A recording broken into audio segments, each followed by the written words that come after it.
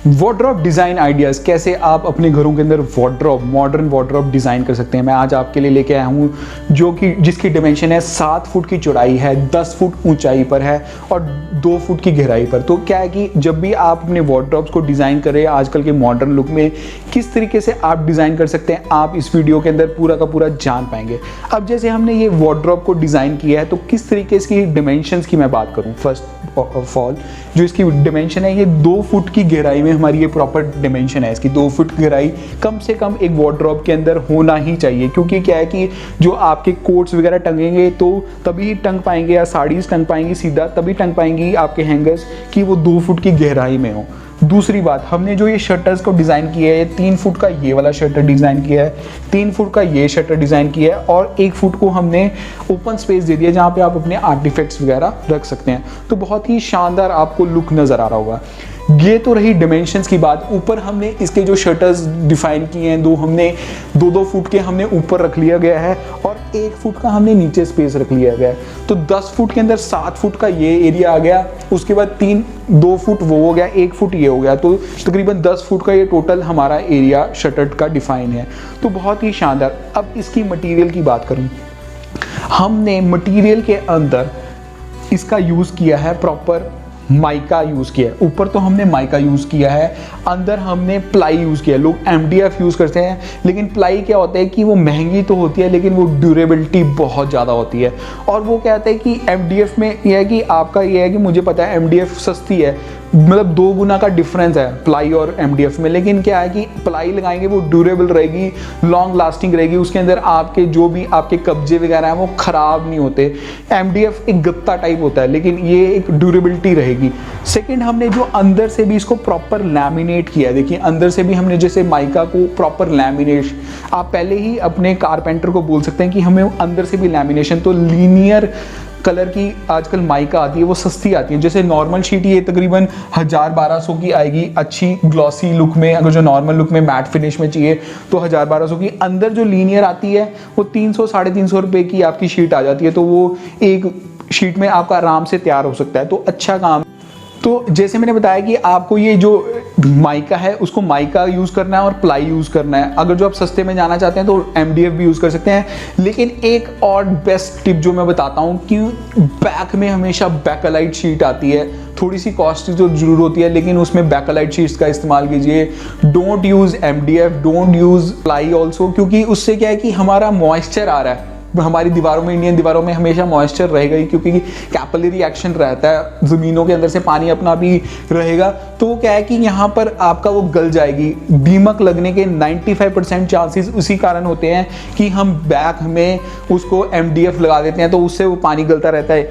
और एक दीमक लगने के चांसेस क्या होते हैं, यहाँ पर हमने जैसे ड्रॉर्स तो बना दिए हैं, तो ड्रॉर्स आप इसको मतलब कुछ ऐसी यूज़ कीजिए कि डोंट यूज़ इट फॉर हमारे शूज़ के लिए। लोग शूज़ रैक बना देते हैं, शूज़ रैक बाहर ही होना चाहिए। क्या है कि हमारे साथ में शूज़ के साथ में मिट्टी आएगी तो वो क्या है कि आपका ख़राब करेगा, मतलब वो मिट्टी के साथ कीटाणु भी आएंगे तो वो MDF को गला सकते हैं और उसी से दीमक पैदा होता है। तो दीमक के लिए आप हमेशा ये ध्यान रखिए कि हमेशा यूज़ कीजिए मतलब बैकलाइट शीट, और मतलब शूज़ को मत यूज़ कीजिए, क्योंकि क्या है उससे मिट्टी आएगी और आपका ख़राब हो सकता है। तो इसीलिए जब मटेरियल की बात होगी, अब मैं इसकी डिमेंशंस की बात करता हूँ। जब भी मैंने शटर डिज़ाइन की है, 3 फुट का हमने शटर डिज़ाइन किया।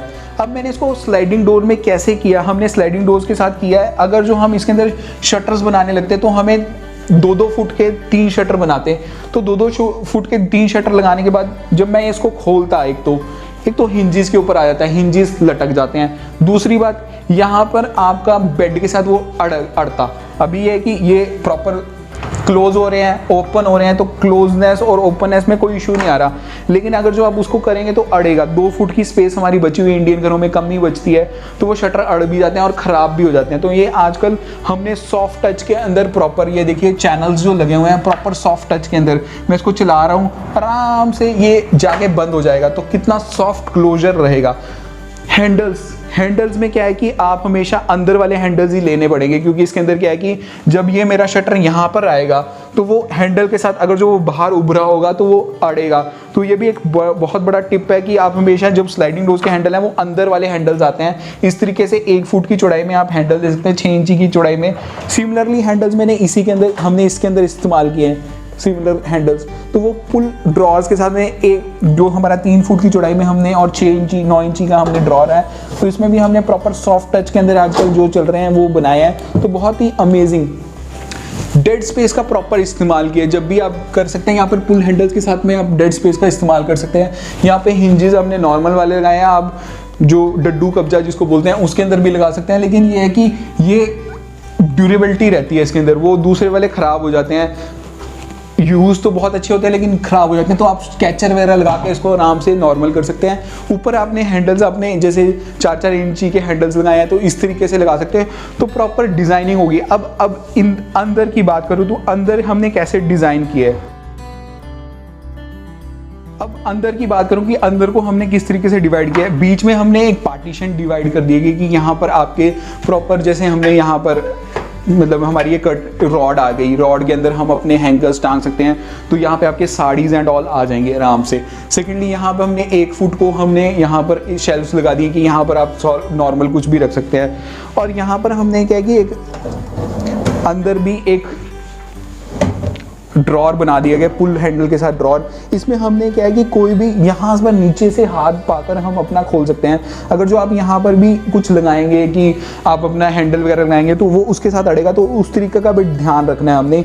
नीचे हमने सूटकेस के लिए जगह बना रखी है, आप सूटकेसेस वगैरह रख सकते हैं, कुछ भी रख सकते हैं, तो इस तरीके का ऑर्गेनाइज किया हमने। सिमिलरली इस साइड भी हमने प्रॉपर सॉफ्ट टच के अंदर किया है और यहाँ पर भी हमने इसको इसी तरीके से डिज़ाइन किया कि यहाँ पर भी हमारे हैंगर्स आ जाएं। आपको स्पेस की कोई कमी नहीं रहनी चाहिए वार्डरोब में। लोग क्या है कि बहुत सारे खाने बना लेते हैं, ड्रॉर्स बना लेते हैं, तो उसका इस्तेमाल नहीं होता। ड्रॉर सिर्फ आप एक ही बनाएं तो बेटर है। यहाँ पे हमने एक नॉर्मल ड्रॉर बना दिया, आप यहाँ पे हैंकी, सॉक्स वगैरह रख सकते हैं, अंडरगारमेंट्स वगैरह रख सकते हैं, और यहाँ पर आपके प्रॉपर शर्ट्स वगैरह हैंडल हो सकती हैं यहाँ पर प्रॉपर, और डेप्थ तक 2 फुट की डेप्थ तक बनाएं। और यहाँ पर हमने छोटी सी स्पेस बची थी तो हमने इसके अंदर आर्टिफैक्ट्स का काम कर दिया कि यहाँ पर स्मॉल इसको खाने बना के, मतलब 1-1 फुट के खाने बना के इसके अंदर आर्टिफैक्ट्स आपके आराम से नजर आएंगे। तो बहुत ही शानदार वार्डरोब का डिज़ाइन है। फ्रेंड्स, अब लास्ट पॉइंट है कि आप कलर कैसे चूज़ कीजिए। हमेशा कलर इस तरीके से चूज़ कीजिए कि जो आपका रूम का कलर है, जैसे हमने इसके अंदर वाइट कलर का टोन किया तो वाइट कलर की माइका लगा दी गई है, लाइटनिंग आप कुछ भी कर लीजिए, तो इस तरीके से हम कर सकते हैं। और एक और पॉइंट आजकल क्या है कि सेंसर लाइटिंग का वर्क चल रहा है, आप यहाँ पर एक सेंसर लगा दीजिए और यहाँ पे प्रोफाइल लाइटिंग का वर्क कर दीजिए, तो जैसे ही आप खोलेंगे तो वो आपकी सेंसर ऑन हो जाएगा, तो वो जितना भी आप पैसा खर्चना चाहते हैं वो तो ऑन ऑफ चलता ही रहेगा। लेकिन ये नॉर्मल सी हमारी वार्डरोब है। ऐसी ही फ्रेंड्स वीडियोस चाहते हैं तो नीचे दिए सब्सक्राइब बटन को दबा दें, ऐसी ही वीडियोस मिलते रहेंगे।